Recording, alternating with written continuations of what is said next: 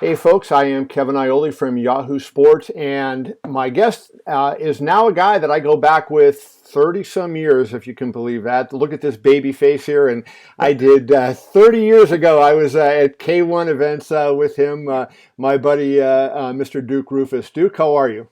Great considering, just trying to stay positive. That's my motto always. I'm the world's greatest loser. I've been competing since I was 6 years old, and no, losing teaches you how to come back. And we all got to be great losers right now and come back and make a great run here in the game of life in the United States. Yeah, this virus is crazy, and we'll get into that in a second. I just want to tell people, you were a K1 fighter, a kickboxer. You worked a lot for Scott Coker when he was doing the K1 USA fights that were at the Mirage and the Bellagio and everything.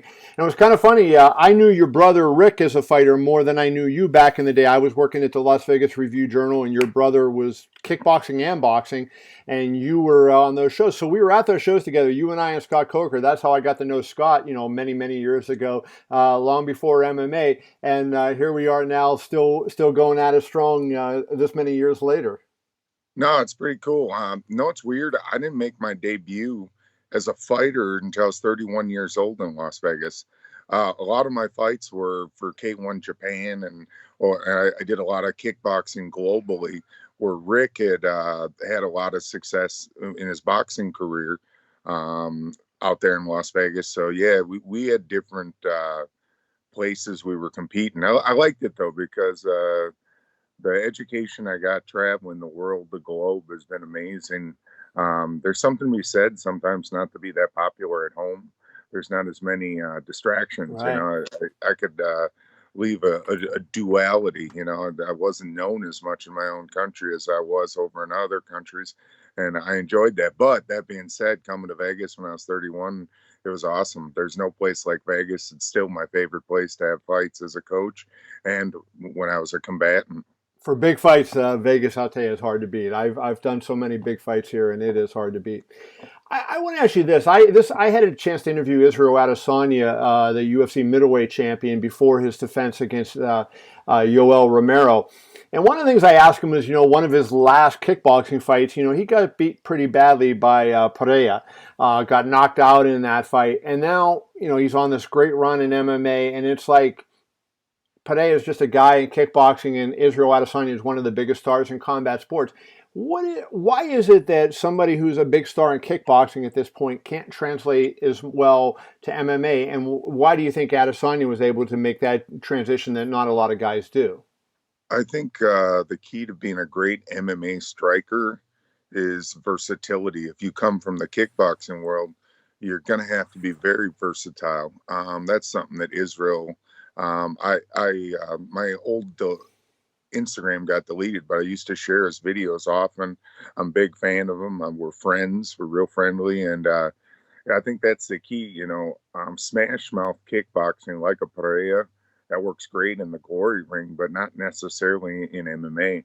MMA is very unique when it comes to striking. Not all strikers fare as well. I think it's the hardest sport to transfer over from if you had a lot of success. Easier for jiu-jitsu and wrestling people Right. because it's more organic to the sport. The way I like to say it, being a great striker in MMA, it's kind of like trying to play tackle basketball. Your basketball is going to be completely different when they can tackle you, right? Right. And you've got to have the ability not to just fight off a rage and instinct. You've got to be calculated in there. You've got, well, do I step harder on my jab? Well, I get taken down. Do I throw a bigger hook? I get locked up, etc. So you have to be very calculated to be an incredible striker coming from striking into MMA. And Israel has shown that his shot selection and fights, etc. I've been full time in MMA since 2005, and I remember 4 days after Stephan Bonner fought on the Ultimate Fighter finale, he walked into my gym. I happened to be training one of his best buddies' private lessons, and we trained together till Stephan moved to Las Vegas in 2007. But the first thing I did right away is I put on these windy gloves that were like pride gloves. I said, let's spar. And when I sparred with him, I found out the difference of one, sparring, fighting with small gloves. Two, luckily I did do high school wrestling and I did judo as a kid, so I understand that a lot more than most guys from striking. The transformation to MMA, but the big thing was, in boxing and in Muay Thai and kickboxing, you can use a lot of Vaseline, so you can get away with being in the pocket more because you have Vaseline applied every round. In MMA, you get it here, and good luck with that. And that's why there's so many more cuts and bruises in an MMA fight. The way the glove is shaped, it's flatter. It catch the Well, corner you're not able to catches. do that, right, in block punches. Yeah, that too. So there's a lot of things that you have to prepare for. A guy that I love watching fight in the kickboxing world, Gokhan Saki. We saw, his first fight, he Right. won what great in the UFC, but then he struggled in a second fight. It's so different. Even when you switch from Muay Thai to kickboxing, it's tough. Obviously switching from boxing to kickboxing, Muay Thai. Luckily, in my fight career, I fought with the long pants. I fought kickboxing, K1, Muay Thai. I'm 2-0 as a pro boxer. So I was used to switching styles. So as a coach, it helped me a lot with being versatile because, same with my brother.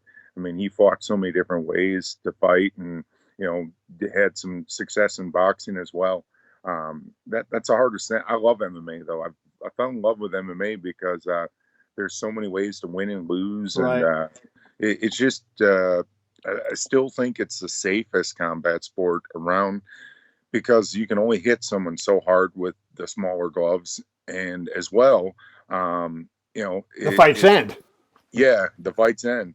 That's the thing. I've had fights where I didn't like admitting this, but I had a fight in K1 when I was defeated by Stefan Lecco.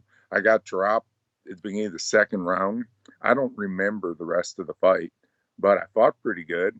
Then I ended up getting TKO'd. I fought hell of a fight for a guy who doesn't remember the fight, Right. but that the 8 count, it's tough. I'm not negative about it. It's the life I've chosen. I love it. I miss fighting still. It's something that was in my life, but that's what I do like as a coach. I think it's just the safest of all combat sports. But if you notice, boxing is changing big time with the influence of the European boxers, the Russians, the Ukrainians, and then huge number of Cubans and Kazakhs and so forth. You're seeing that a lot of the guys are bringing that amateur European, Soviet, communist bloc style to it. And you've seen a lot more outside boxing as opposed to inside boxing. The inside boxing is where it gets dangerous. I think Golovkin is a guy, kind of an example of that, who really perfected that. He still has that style to a large degree, but Abel Sanchez, I thought, did a really good job with him in terms of bringing more, as he called it, the Mexican style to boxing, and so he was able to kind of do a little bit of both. For sure, I agree with you because I think that's one of I had the pleasure of my coach from Thailand. He was on the Thai national boxing team, so he trained with a Cuban coach. So I've been exposed to the Cuban style. I like it a lot. It mixes very well with MMA and Muay Thai and kickboxing. They're very smart. They have 300 wins. They don't take a lot of damage in their amateur careers. And then when you take and mix the Mexican style or the American style, kind of like who's the Kolokov, who's his coach again? He's real good.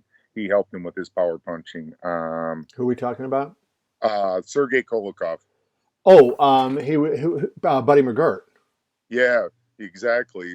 So you take these guys who have that great technical amateur style and then give them the power punching style to go with it and burst and you see great results from it. But boxing is changing, I think for the better too. Wanted to talk to you a little bit about some of your fighters, and one guy that I love to talk about is Paul Felder. I mean, you talk about a guy that's an all-heart fighter is Paul Felder. First of all, your thoughts on the fight with Hooker. I thought Felder won the fight 3 rounds to 2. I can see Hooker winning the fight. What was your take on that fight, and where do you think if Paul came up short, where do you think it was? Um, you know, uh, Not getting started soon enough. Paul was a slow starter in the fight, and it took him a round or so to understand what was going on. The other thing, you take my hat off to Dan. I thought Dan was going to come at him more, and Dan tried to stay away from him. So Paul had to make the adjustment, in the fight, and I was very impressed that he made that adjustment. The only thing that was hard for me is we have this narrative in our sport: a takedown wins the round. Yeah. Well, people aren't. At the end of the day, we got to stay fan friendly. And I'm not saying wrestling shouldn't be a big part. It should be wrestling to advance to aggressive positions, not take them down, hold them, so that we, Right. that's, to me, that's the four corners like North Carolina used to do in the NCAA championship. An amateur sport even changed the rules because no one wanted to watch that on TV. Four corner basketball. I'm a purist when it comes to fighting, and I think you should always be trying to win the fight, or don't fight, not lose the fight. And I just feel like it's so much easier for judges to say, "Oh yeah, the takedown won the round," when this happens often too. On the bus home from the fight, I even said Dan Hardy, he was on the other side. Well, he got the takedown. I go, well, Dan, under that narrative, that's why you lost in Milwaukee in the main event. You shot in on Chris Lytle because you thought you needed a takedown and you got submitted. This whole narrative, go get a takedown. So you see these fights that are giving the fans, what they want, and then someone shoots and makes the thing a stalemate. And so I just think all combat sports need to overhaul the way we score fights. I watch boxing fights where I see three different narratives in the scoring. Don't you think, like, MMA, this to me applies more than boxing, but I would say even for boxing, forget about defense and score offense. And because at the end of the day, the name of the game is to hit somebody and create offense, whether it's via, grappling, wrestling, punching, kicking, whatever it might be. And so I say if the judges just considered offense and not octagon control or, effective aggression, just consider offense, how much offense is created. That would make it easier to score, right? Because it's nebulous sometimes, like when we're talking about some of the Mayweather fights. Now, Mayweather was a boxing savant, but I mean, a lot of times you're scoring what he's making the other guy miss, right? And it's harder. Hey, let's score what you're doing and not, making the other guy not do. I agree with you. Let's not make this too difficult for the fans even to figure this out. The international press thought Oscar De La Hoya beat Floyd Mayweather because he threw a lot more punches and he hit him a lot, not necessarily in the face, but he threw I'm not arguing for Oscar, but it is just how the international press thought that fight. And I agree with you. I mean, at the end of the day, this is entertainment too, sports entertainment. The reason why basketball is flourishing, the reason why the NFL is flourishing, they're high scoring affairs. Right. Hockey struggling, baseball struggling, and definitely international football, soccer, because here in the United States, we love high scoring affairs. And I think that's why people love MMA. That's why we've lost, even though he lost to Tyson Fury, Wilder is so popular because he's a guy that lives and dies by a sword, and that's what the fans want to watch. I give Dana credit for, I think he created the attitude in MMA, I'm going to go for the finish. Don't leave it in the hands of the judges. And, with the fight of the night bonus and, the performance of the night and all that, has created that incentive for guys to fight what some might call a reckless style. And in boxing, they say, win today and look good tomorrow. And so, there's a balance when it's guys' careers. It's one thing if you and I are fighting in the street, but it's another thing when we're feeding our families this way. And so how do you reconcile that by saying, hey, let's make it an offensive sport and, you're taking risks that if you didn't have that kind of pressure, you wouldn't otherwise take, and you'd find a way to win the fight with less risk? Well, if you see a lot of the high-level guys that train, guys like Anthony Pettis, Emmanuel Sanchez, they have a lot of submissions too. Be well versed. Right. Be like a great football team that can be offensive. How do I score? I run the ball over the goal line. I pass the ball over the goal line. I get safeties, and I kick field goals. You got to have options. You just can't be a team that runs the ball only to win. And I think that's how you up your advantages in MMA, if you know how to finish the fight in many different fashions. Interesting. Just finishing up with Felder for a quick second. Do you think he's going to fight again? I mean, he kind of indicated at one point he wasn't. Then I think he said to Ariel Helwani that he would fight again. What is your sense? And if he asks your opinion, Duke, should I keep going? What would you tell him? We talked about it. He's going to fight again. I just think he wants a motivating fight. Like something that he has a good career commentating. He's awesome. Yeah, he is awesome. He trains so hard for these fights. He's a very special guy to what he does in training camp. To me, he's like a throwback fighter, a Marciano type guy.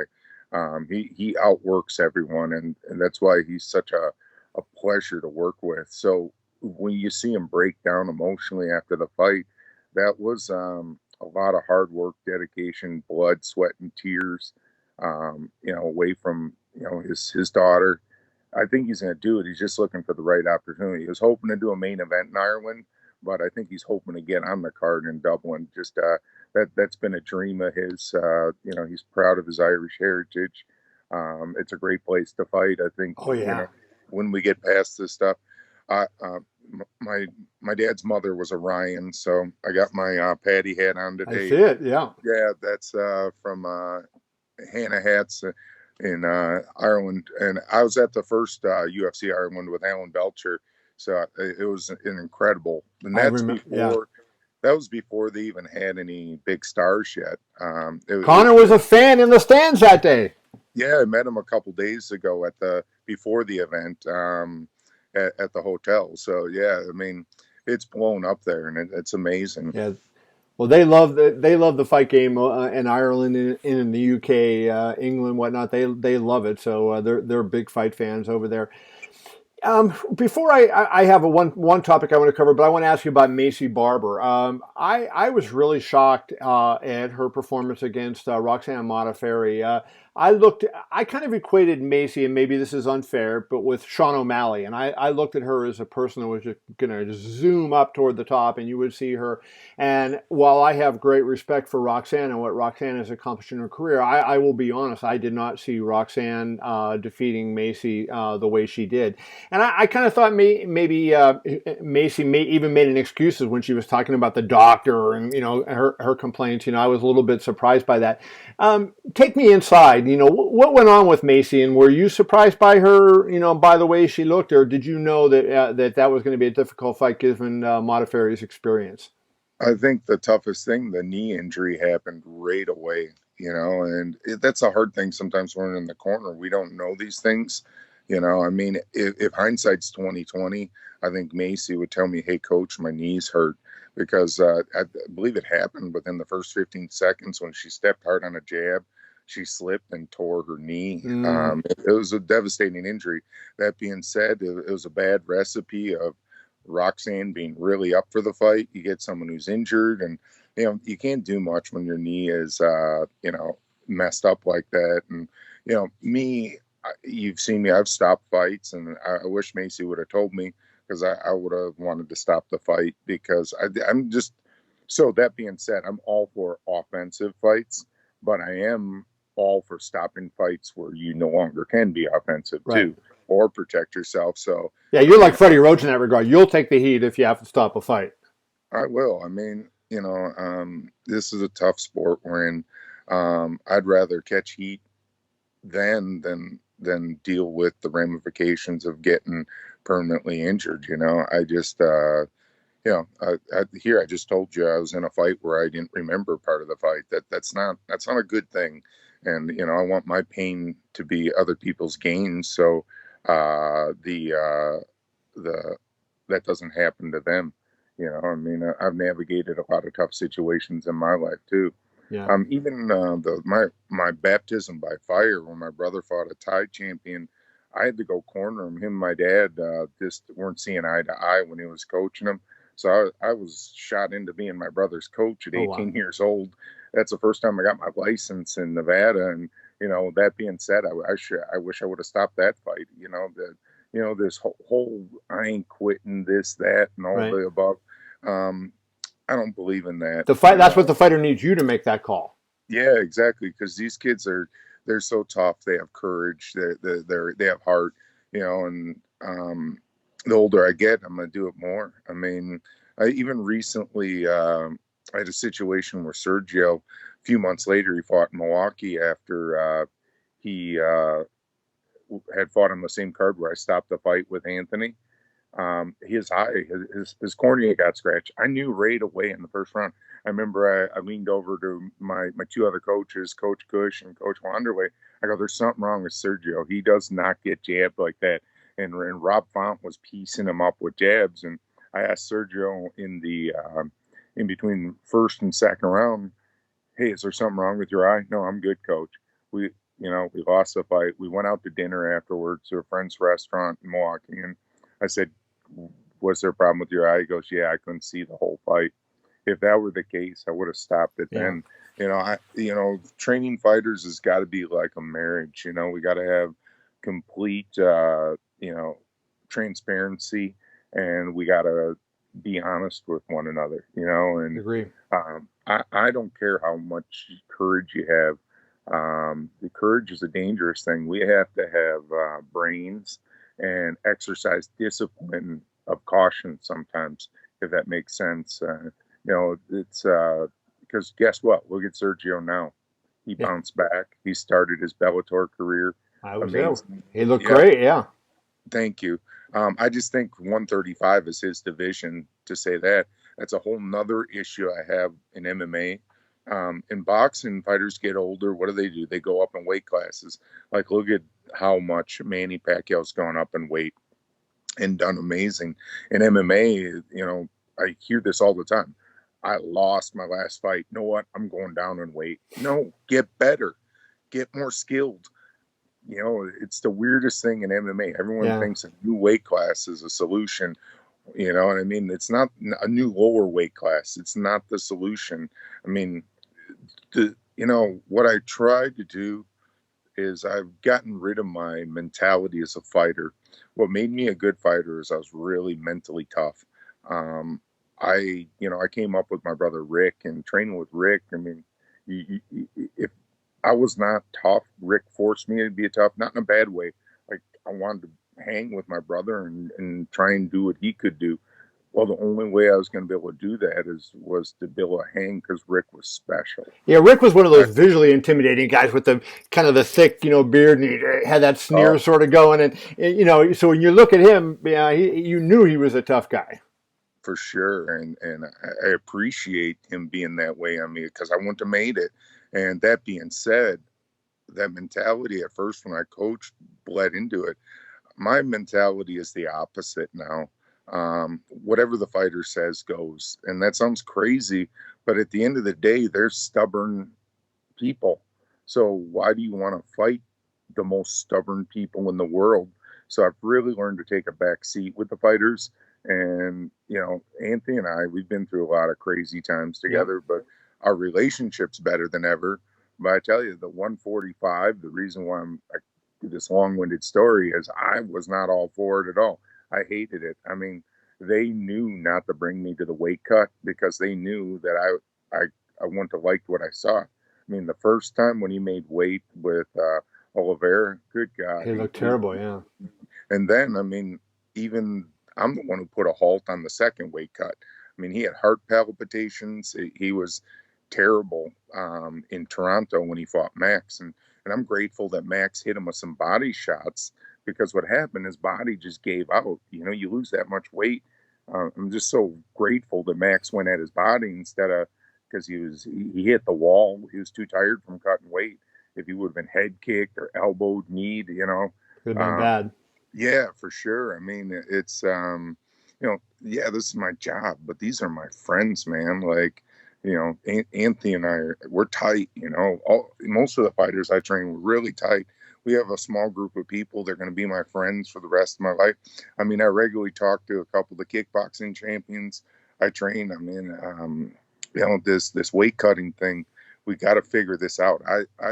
I like that there's exclusivity of the champions. There's not too many weight classes in MMA, but we got to go every 10 pounds or something like that. Interesting. Yeah, I mean, especially if we're going to do champ fights, because now when we do the champ thing, it upholds very titles that are already hard to get shots at. I mean, I like more weight classes. We can have more stars. Sometimes bad injuries happen to champions, so I think we just need more options, especially when the UFC comes back. They're going to be going gangbusters. There are going to be a lot of shows. Yep. Before you've been gracious with your time. I don't want to keep you much more. I want to ask you one last thing. Ben Askren's UFC career, it took him so long to get to the UFC, and then it kind of, the way it ended with the Masvidal fight and the Demian Maia fight. For people who only became MMA fans later and did not know who Ben Askren was at his peak, cap his career. What was Ben Askren at his best, and do you think Ben Askren would have been, had he had the chance to fight a St. Pierre or Carlos Condor or guys like that at his peak, a Nick Diaz, how he would have fared? I think he would have fared much better than this stage of his career. I mean, basically, he was already retired from one. He getting hip surgery, etc. I mean, the weird thing about this sport, it's all timing, man. Right. It's timing, but he is a genius, But hats off to Masvidal. He caught him with an incredible move. That was because 9 out of 10 times, if that doesn't hit, he misses Ben. He's on the mat, and Ben's on top of him the rest of the fight, right? So the beautiful move, one of the greatest moves in MMA. Another fight that Ben. This is who Ben is. Ben challenged Demian Maia at his jam, and that's what I respect a lot about right. Ben. He could have did what Tyron did, stuff takedowns, pot shot him. Ben wanted to show that he could grapple. He would be the better grappler. Yeah, and he wanted to, it didn't, but I respect him a lot for wanting to. Again, giving people, because I got Dana was not happy with us in the Tyron Woodley fight. I go up to Dana, hey, happy birthday. It was his birthday. He goes, that's the crappiest title fight we've ever had. That's all right, though. I mean, I understand Dana. He's passionate, and I don't get mad at him. I said, you know what, boss? We'll get him better. So guess what? The next fight was Darren Till. I walked up to Dana. I go, did we get him better, boss? And that's it. I don't get mad at Dana. The guy, a lot of people don't understand Dana White. He doesn't have to work the way he does. He doesn't have to care the way he does. Right. But the dude is a very hard worker. I sent him a support text the other day just because I know the guy's, going through a lot with all these shows falling apart. It's crazy. And I know it's very passionate. And, so at the end of the day, getting back to Ben, he went in there and fought the fight he wanted to, and he lost. But I got to tell you, Ben, if he would have come over like 2013, 14 when Bellator, but, Bjorn Rebney screwed Ben Askren, though. I don't want to get into too long, but what way? How did he screw him? Well, just, cutting him from Bellator and kind of, killing his market value, so to speak. And, that was just a really confusing time. What I'm hoping for, what the coronavirus is going to do, is force all the promoters in MMA to have to work together a little more. I hope they do that in boxing too. We need to be united. The longer this goes on, it's going to threaten our industry. So one thing we can do is be united in every aspect. Let's do some things that are going to change the landscape of MMA quicker. Right. Maybe do some cross-promotional championships, etc. We got to get the interest high right away. Awesome stuff. I appreciate you, my friend, Mr. Duke Roufus, one of the top coaches in MMA, but you already knew that. I appreciate you, brother. I will talk to you soon. Okay, thanks, boss. Bye. See you.